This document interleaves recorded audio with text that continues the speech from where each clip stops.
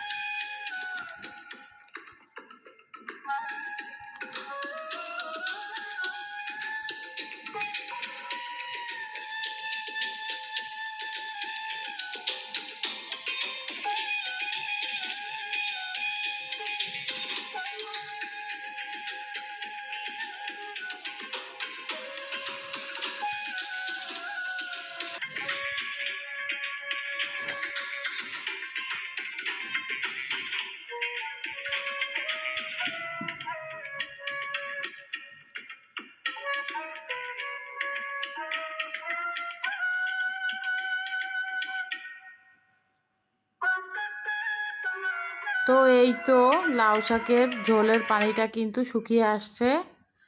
তো এখন আমি লাউ শাকে কিছুটা সরিষার তেল দিয়ে দিব। দেখতে পাচ্ছেন আমি সরিষার তেল দিয়ে দিচ্ছি লাউ শাকের উপরে। এভাবে যদি সরিষার তেল দেওয়া হয় লাউ শাক রান্নার শেষে, খুবই মজাদার, খুবই ইয়ামি হয়।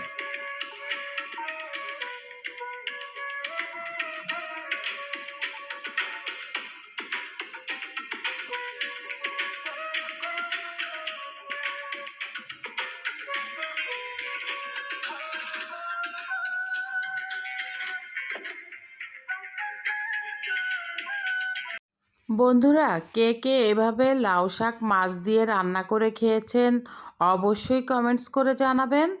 আর হ্যাঁ, আজকের ভিডিওটি কার কার ভালো লেগেছে কমেন্টস করতে ভুলবেন না কিন্তু। লাউ শাক মাছ দিয়ে রান্না করলে কিন্তু অনেক সুস্বাদু ও অনেক মজার একটা তরকারি হয়। সবাই কিন্তু লাউ শাক মাছ দিয়ে নাও খেতে পারে। তো যারা এখনো পর্যন্ত খাননি অবশ্যই একবার হলেও রান্না করে খেয়ে দেখবেন এভাবে। তো দেখুন লাউ শাকটা কতটা ইয়ামি লাগছে। দূরে ও কাছের যে সকল বন্ধুরা এই মুহূর্তে ভিডিওটি দেখছেন তাদের সকলের প্রতি অনেক অনেক কৃতজ্ঞতা। Thanks for watching this video, Lima's Journey. আল্লাহ হাফেজ।